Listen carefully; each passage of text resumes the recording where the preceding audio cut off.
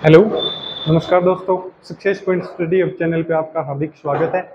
जैसे अपन कल जिक्र कर रहे थे किसकी, ग्रह की, तो क्या है कि इससे आगे अपन स्टार्ट करते हैं। कल अपन ने जिक्र कर लिया था बृहस्पति तक का, ठीक है। अब पहले मैं थोड़ा रिवाइज करवा देता हूँ। पहली बात तो ये कि नॉर्मल सा बताया था ग्रह क्या होते हैं। ग्रह वो होते हैं जिनके पास ना खुद का प्रकाश ना ऊष्मा होती। उपग्रह वो होते हैं जो उनकी परिक्रमा करते हैं, ठीक है। तो नॉर्मल सी बातें बता देता हूँ। पहले अपन ने जिक्र किया था बुध। बुध ग्रह का सबसे निकटतम है और इसका टेम्परेचर लगभग 420 से 180 माइनस रहता है, इसलिए यहाँ जीवन संभव नहीं है। उसके बाद है शुक्र। शुक्र ग्रह, इस पे SO2 की अधिकता पाई जाती है, इसको चमकीला बोलते हैं। शुक्र शुक्र के बाद कौन सा आ गया, पृथ्वी। पृथ्वी का एक उपग्रह है जिसका नाम है चंद्रमा। और वो बता दिया था कुछ टाइम के बाद वो भी नष्ट हो जाएगा, क्योंकि जैसे जैसे सूर्य का आकार बढ़ता जाएगा और वो लाल दानों में कनेक्ट होगा, उनके बीच की दूरी कम हो जाएगी, ठीक है। अब उसके बाद अपने जिक्र किया मंगल। मंगल एक ऐसा ग्रह है जिसपे जीवन संभव है। जीवन संभव है उसे बोलते हैं गोल्डी लॉक जोन, जो यूपीएससी में पीछे क्वेश्चन भी पूछा गया था, ठीक है। अब अपन बात करते हैं मंगल ग्रह में दो उपग्रह पड़े थे, डिबोस और फेबोस। डिबोस जो सबसे छोटा उपग्रह है। अब चलो बात करते हैं बृहस्पति की। बृहस्पति में क्या बताया था कि ये सबसे बड़ा ग्रह है और इसकी घूर्णन क्षमता सबसे ज्यादा है। और इसके बाद इसमें एक और पड़ा था जो इसका उपग्रह था, उसका नाम क्या था, गेनीमेन। क्या नाम था उसका, गेनीमेन। और वो क्या है कि सबसे बड़ा उपग्रह है, ठीक है। और इसमें SO2 की अधिकता पाई जाती है। इतना अपन ने कल पढ़ लिया था। इससे आगे अपन आज जिक्र करेंगे कौन से का, शनि का, शनि ग्रह का। तो एक डायग्राम बना देता हूं मैं पहले। ये क्या है, सूर्य, ठीक है। ये है बुध ग्रह। ये कौन सा है, बुध। ये कौन सा है, शुक्र। ये ग्रह कौन सा है, शुक्र। इसके बाद क्या आ गया, पृथ्वी। पृथ्वी। इसके बाद आ गया मंगल ग्रह, मंगल। और इसके बाद क्या आ गया, बृहस्पति। ये है बृहस्पति। और इसके बाद अपन ने जिक्र किया था शनि का। कौन से का, शनि। और इसके बाद आ गया अरुण। इसके बाद आ गया वरुण। क्या आ गया, वरुण, ठीक है। यहाँ तक अपन ने जिक्र किया था। तो अपन ने लगभग बृहस्पति तक तो पढ़ लिया था। अब रही बात शनि की। क्या, अपन ने बृहस्पति तक तो कल रिवाइज कर लिया था। शनि की बात करते हैं। शनि में एक उपग्रह, क्या है, उपग्रह लिखते हैं शनि। शनि में इंपॉर्टेंट क्वेश्चन है कि इसमें एक उपग्रह है जिसका नाम क्या है, जिसका नाम है टाइटेन। उसका नाम क्या है, टाइटेन। पहले मैं इसकी सारी विशेषता बता देता हूँ, उसके बाद लिखवाता हूँ। आकाश जैसा प्रतीत होता है। ये कैसा दिखाई देता है, आकाश गंगा जैसा प्रतीत होता है। कौन सा ग्रह, शनि ग्रह। इसकी एक विशेषता और है, इसका घनत्व है, कौन से का, शनि का। इसका घनत्व है 0.5। कितना है, 0.5। इसका मतलब ये हुआ कि ये पानी में भी नहीं डूबेगा। ये एक ऐसा ग्रह है जो पानी में नहीं डूबेगा। और क्यों, इसका घनत्व कम है। जिस चीज का घनत्व कम होगा वो क्या होगा, पानी में नहीं डूबेगा, ठीक है। तो इसकी विशेषता मैंने बता दी। एक इसका उपग्रह बताया और इसका घनत्व बताया 0.5। इसके उपग्रह का क्या नाम था, टाइटेन। इसके उपग्रह का नाम है टाइटेन। इसकी कितनी, तीन विशेषताएं हैं। ये क्या है, एक इसका उपग्रह, इसका नाम है टाइटेन। इसका घनत्व कम होता है, घनत्व कितना है, 0.5। इसकी वजह से ये क्या होता है कि ये पानी में भी तैर सकता है, अर्थात पानी में नहीं डूबेगा। अब इससे आगे एक ग्रह और रह गया, क्यों, कौन सा, दो और रह गए, अरुण। अब इससे आगे अपन बात करेंगे कौन से की, अरुण की बात करेंगे। इससे पहले मैं इसको इरेज कर देता हूं। अब बात करते हैं अपन अरुण।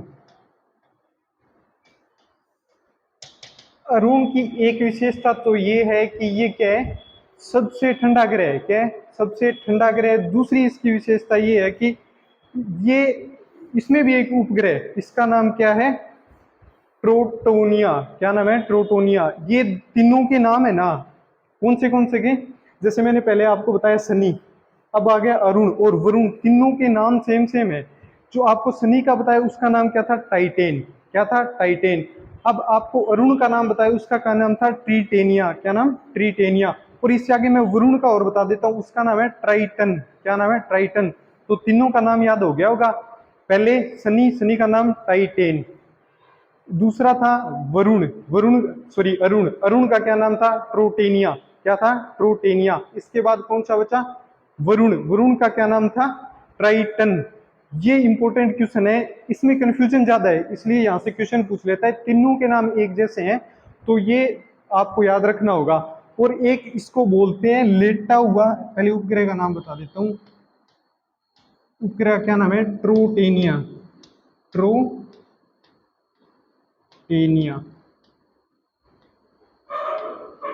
और एक इसको क्या बोलते हैं? लेटा हुआ उपग्रह, लेटा हुआ उपग्रह, इसको बोलते हैं लेटा हुआ, क्योंकि ये 82.82 पे झुका हुआ है। 82 या लगभग 82.5 डिग्री पे झुका हुआ है। ठीक है, इसके बाद एक और है, इसके कलर की बात कर लेते हैं, नॉर्मल सी बात होती है। अब अपने पढ़ा है अरुण, अरुण इसका कलर कौन सा होता है? इसका कलर होता है हरा। कौन सा कलर होता है? हरा। अब एक ग्रह और रह गया अपने पास, वो कौन सा रह गया? वरुण। वो कौन सा रह गया? वरुण। उसकी भी चर्चा करते हैं अभी। ठीक है, अभी एक ग्रह रह गया वरुण, ये लिखते हैं अभी वरुण, ये रह गया वरुण ग्रह। एक तो इसकी विशेषता आपको देखते ही पता चल रहा है कि ये सबसे ज्यादा दूरी पे है, सबसे नजदीक बुध हो गया तो सबसे ज्यादा दूरी पे वरुण हो गया, ये तो दिख ही रहा है आपको, ये तो आपको बताने की जरूरी नहीं है।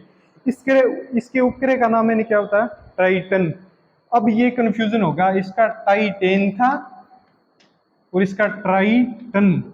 ये बात बहुत इंपॉर्टेंट है, ध्यान से समझ लेना, ज्यादातर क्वेश्चन यहां से ही पूछा जाता है। इसका नाम टाइटेन है, इसका नाम ट्राइटन है, इसमें कंफ्यूज मत हो जाना। ठीक है, और एक पीछे एक बात थी, मंगल ग्रह में अपन ने 2 उपग्रह की बात की, यहां से क्लियर कर देता हूं मैं। अब बताता हूं, अपन ने मंगल ग्रह में क्या कितने उपग्रह बताए थे? 2। एक तो क्या बताया था? फेबोस, और एक क्या था? डिबोस। क्या था? डिबोस। इन दोनों की विशेषताएं और दोनों ही इंपॉर्टेंट हैं। डिबोस के बारे में क्या बताया था कि ये सबसे छोटा उपग्रह है। क्या? सबसे छोटा उपग्रह, ये पहले बता चुका हूं। ठीक है, अब अपन बात करते हैं फेबोस। फेबोस एकमात्र ऐसा उपग्रह है जो अपनी गति उल्टी गति करता है। ठीक है, मतलब उल्टा घूमता है, ये उल्टा परिक्रमण करता है या घूमता है। ठीक है, अब यहां से एक क्वेश्चन और पुटअप हो जाता है। अपन ने पहले क्या पढ़ा था? ये तो उपग्रह है फेबोस, जो उल्टा परिक्रमण करता है, उल्टी गति करता है। इससे पहले अपन ग्रह के जिक्र कर चुके थे। ग्रह कौन से थे? आगे से भी दूसरा और पीछे से भी दूसरा। तो आगे से दूसरा कौन सा हो गया? शुक्र, और पीछे से दूसरा कौन सा हो गया? अरुण। ये क्वेश्चन बहुत ज्यादा इंपॉर्टेंट है, इसमें आप कंफ्यूजन हो जाओगे कि उपग्रह कौन सा है, ग्रह कौन सा है। ये 4-5 बातें हैं, यहीं से ज्यादा क्वेश्चन पुटअप होते हैं, तो ये आपको ध्यान रखना होगा कि फेबोस एक ऐसा उपग्रह है जो अपनी गति उल्टी करता है या उल्टी परिक्रमा करता है। ठीक है, अब एक बात हो, अब जिक्र करते हैं, एक उपग्रह था, नहीं सॉरी ग्रह था, ग्रह को उसकी श्रेणी से हटा दिया गया, वो कौन सा था? यम, यम या प्लेटो। तो उसके बारे में अभी चर्चा करते हैं, मैं आपको थोड़ा समझा देता हूं। ये हो गया सूर्य। ठीक है,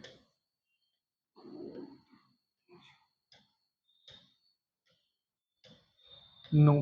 ठीक है, ये कौन सा हो गया? बुध, शुक्र, शुक्र, पृथ्वी। ये कौन सा हो गया? मंगल।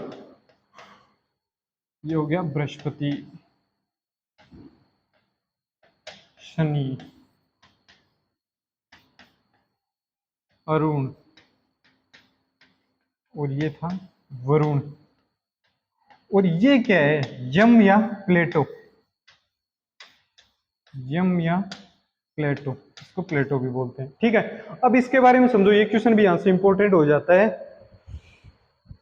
ये एक रीजन है इसका कि इसको ग्रह की संख्या में से हटा क्यों दिया गया? क्या हटा क्यों दिया गया? तो इसका एक रीजन बताता हूं मैं कि बृहस्पति में अपन ने एक ग्रह पढ़ा था गिनीमेन, जो सबसे बड़ा उपग्रह था ना।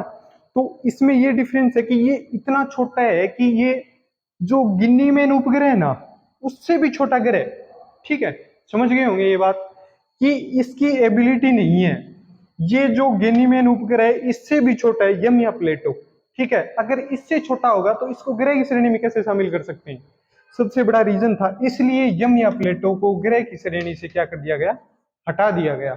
बहुत सी बार नॉर्मल सा क्वेश्चन है, क्या पता पुटअप भी हो जाए या ना भी हो, पर अपन को जानकारी के लिए पता होना जरूरी है। समझ रहे हो ये बात? अब इससे आगे अपन बात करते हैं, छोटी सी एक डायग्राम और बनाता हूं वापस। ये हो गया शन, ये हो गया बुध, ये कौन सा, शुक्र, पृथ्वी, ये कौन सा हो गया, मंगल, और ये हो गया बृहस्पति। ये क्या हो गया, बृहस्पति। अब यहां थे, ये क्या थे, छोटे छोटे क्षुद्र ग्रह। क्या थे? क्षुद्र ग्रह। इससे अब 3 क्वेश्चन पुटअप होंगे, वो आप ध्यान से समझना, ठीक है। अब क्या होता है कि बहुत सी बार अपन ये नहीं बोलते कि चांद में दाग है। चांद में दाग होने का कारण क्या है, पहले ये समझो आप। ये मंगल ग्रह, ये सूर्य की परिक्रमा करेगा तो ये आगे भी जाएगा, और कई बार मूवमेंट ऐसा हो जाए कि ये यहाँ तो मानो दूर है यहाँ इससे, और यहाँ कोई उपग्रह है, ये गति कर रहा है, इसके नजदीक आ जाएगा, जैसे यहाँ नजदीक आ गया तो क्या होगा कि ये अपने गुरुत्वाकर्षण बल से इसको अपनी ओर आकर्षित करेगा। जब यहां से निकलना स्टार्ट होगा तो क्या पता मंगल ग्रह आगे भी चला जाए। समझ रहे हो बात? भाई ये आगे चला जाए और ये यहां से खिसकना स्टार्ट हो गया, उस टाइम ये तो निकल गया, इससे आगे क्या रहा, पृथ्वी, और पृथ्वी की परिक्रमा कौन करता है, चंद्रमा। कौन करता है? चंद्रमा। अगर वो चंद्रमा से टकराएगा तो उसमें बड़े बड़े छेद हो जाएंगे। छेद क्यों हो जाएंगे? कि चंद्रमा के पास अपना वायुमंडल नहीं है, और जिसके पास अपना वायुमंडल नहीं होता उस पे क्षुद्र ग्रह जब भी अटैक करते हैं तो उनमें क्या हो जाते हैं, होल। तो चंद्रमा में अगर होल होंगे तो आपने रात के टाइम देखा भी होगा, थोड़े थोड़े ऐसे मतलब डार्क सर्कल से या फिर छिद्र से दिखाई देते हैं, तो वो उससे बोलते हैं चंद्रमा, चंद्रमा में दाग। और चंद्रमा में दाग नहीं होते, वो क्या है, छोटे छोटे गड्ढे होते हैं, और वो किसकी वजह से होते हैं, क्षुद्र ग्रह की वजह से होते हैं। इतनी बात आपको समझ में आ गई होगी, ये होता है क्षुद्र ग्रह। अब उल्का पिंड किसे कहते हैं, दूसरी बात यहां से फिर एक, तो यहां से जब है ना ये आकर्षित होंगे ना, इसकी तरफ आकर्षित होंगे, उस सिचुएशन को जहां से स्टार्ट होंगे आकर्षित होना, जहां से हिलेंगे, उस सिचुएशन को तो बोलते हैं क्या, उल्का। क्या बोलते हैं, उल्का। और जब ये यहां से आके पृथ्वी से टकराते हैं, पृथ्वी के बाहर क्या है, वायुमंडल, जब ये वायुमंडल से टकराते हैं तो उस सिचुएशन को पिंड कहते हैं। क्या कहते हैं, पिंड। जहां से खिसकते हैं उनको तो उल्का बोलते हैं, पृथ्वी के वायुमंडल से आके टकराते हैं उसे क्या बोलते हैं, पिंड। और इसी पूरी कंप्लीट प्रोसेस को क्या बोलते हैं, उल्का पिंड। ठीक है, इतना समझ में आ गया होगा आपको। अब इससे आगे एक इंपॉर्टेंट बात और है, क्या है, एक है केरोलिस बेसिन। क्या, केरोलिस बेसिन किसे कहते हैं, बहुत सी बार क्वेश्चन पुटअप हो जाता है कि केरोलिस बेसिन किसे कहते हैं। ये तीनों क्वेश्चन सेम एक जैसे हैं, क्या है, तीनों सेम एक जैसे हैं। आप इस पे थोड़ा सा गौर करेंगे तो तीनों एक साथ समझ में आ जाएंगे, सेम यही हुआ। जैसे बहुत सी बार ये भी तो हो सकता है कि पृथ्वी भी आगे परिक्रमा कर रही हो, शुक्र भी आगे परिक्रमा कर रहा हो, और ये निकल जाए आके इससे टकरा जाए, ये किससे टकरा जाए, बुध ग्रह से टकरा जाए। क्या करे, बुध ग्रह से टकरा जाए तो इसमें ना बुध ग्रह के अंदर जो बड़े बड़े छेद होंगे ना, इसमें जो बड़े बड़े छेद होंगे उसे क्या बोलेंगे, केरोलिस बेसिन। क्या बोलते हैं, केरोलिस बेसिन। केरोलिस बेसिन, इसे बोलते हैं केरोलिस बेसिन। ये क्वेश्चन इंपॉर्टेंट है, यहां से 3 बातें बताइए आपको।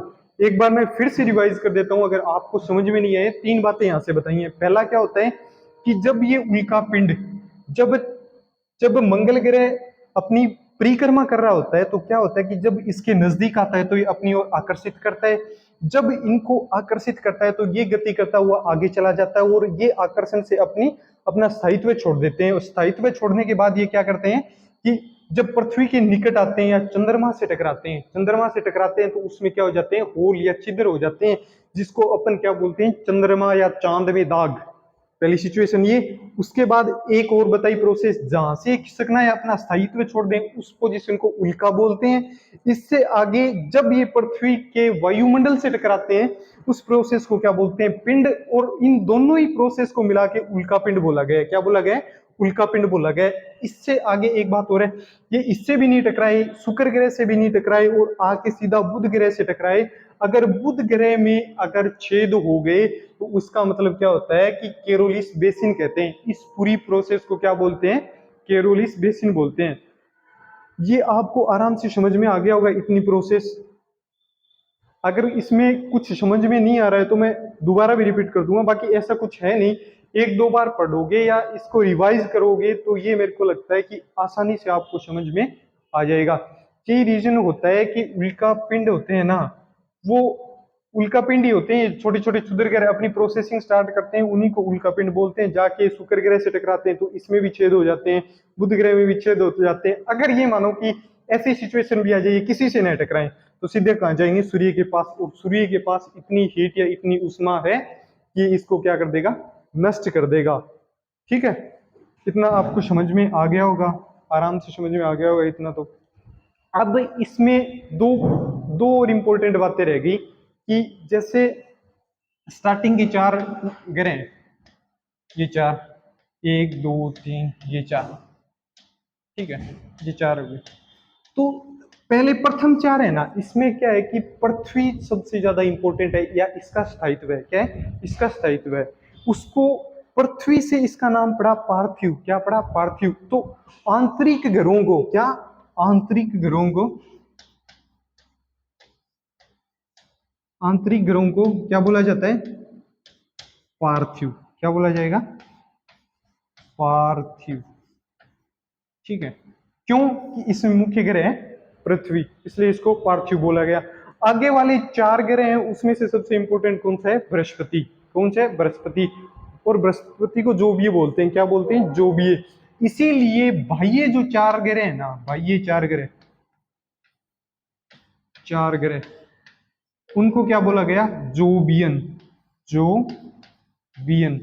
ये बहुत ही इंपॉर्टेंट क्वेश्चन है और बहुत सी बार परीक्षा में सीधा सीधा पुटअप हो जाता है कि बाह्य चार ग्रहों को क्या बोलते हैं, आंतरिक चार ग्रहों को क्या बोलते हैं। तो आंतरिक चार ग्रहों को क्या बोलते हैं?